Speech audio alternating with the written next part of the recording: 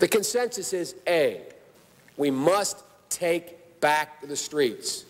It doesn't matter whether or not the person that is accosting your son or daughter or my son or daughter, my wife, your husband, my mother, your parents. It doesn't matter whether or not they were deprived as a youth. It doesn't matter or not whether or not they had no background that enabled them to become socialized into the fabric of society. It doesn't matter whether or not they're the victims of society. The end result is they're about to knock my mother on the head with a lead pipe, shoot my sister, beat up my wife, take on my sons. So I don't want to ask what made them do this. They must be taken off the street. That's number one. There's a consensus on that. The Democratic chairman of the Judiciary Committee, the Democratic President of the United States of America, the Democratic Attorney General, the Republican leader of this effort, Senator Hatch, the Republican senator from Texas, we all agree on that. Now, we can find some fringe folks in the study groups on the right wing and left wing, libertarians and left-wingers in my party who say, no, that's not what we should do. But politically, that consensus has been arrived at. I acknowledge there was not that consensus in the 60s. There is today. There's a second thing that we all have agreed upon, and that is unless we do something about that cadre of young people, tens of thousands of them, born out of wedlock, without parents, without supervision, without any structure, without any conscience developing, because they literally, I yield myself 3 more minutes, because they literally have not been socialized. They literally have not had an opportunity.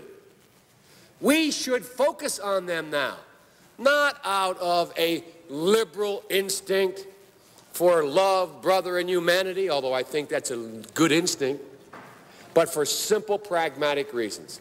If we don't, they will, or a portion of them will, become the predators 15 years from now.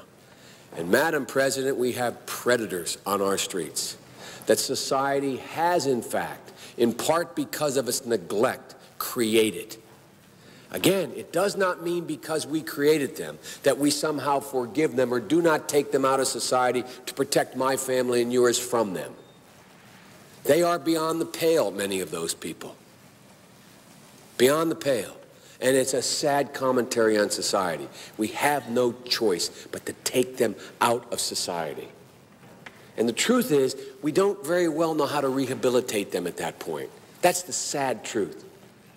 You're looking at the fellow who was one of the primary architects of the Sentencing Commission.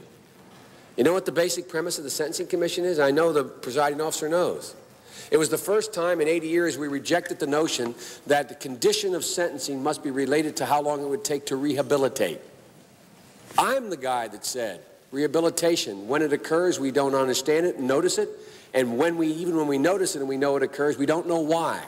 So you cannot make rehabilitation a condition for release. That's why in our system, there's the federal system, you serve 85% of your time.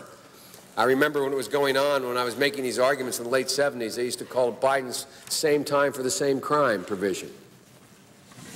It's a shame, but we don't know how to rehabilitate. But there is a consensus, and I will cease. A, we must make the streets safer. I don't care why someone is a malefactor in society.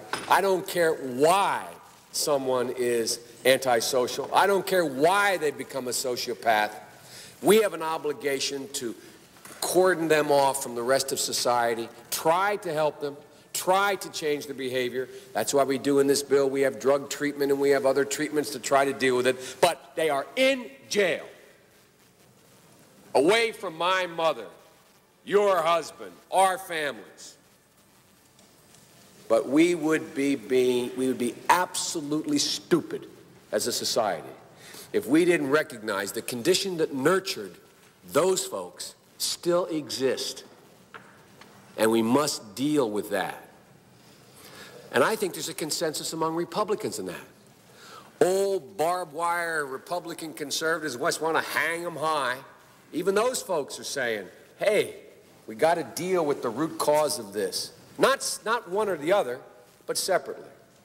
And liberal Democrats who used to say, let's look at the sociological underpinnings of why this occurred, and we have to, they're now saying, hey, look, we got to take back the streets. We'll make that fight later. So there is a consensus. I hope the remainder of the discussion, as we close out the debate in this bill, we can end that old fight. We can put it behind us.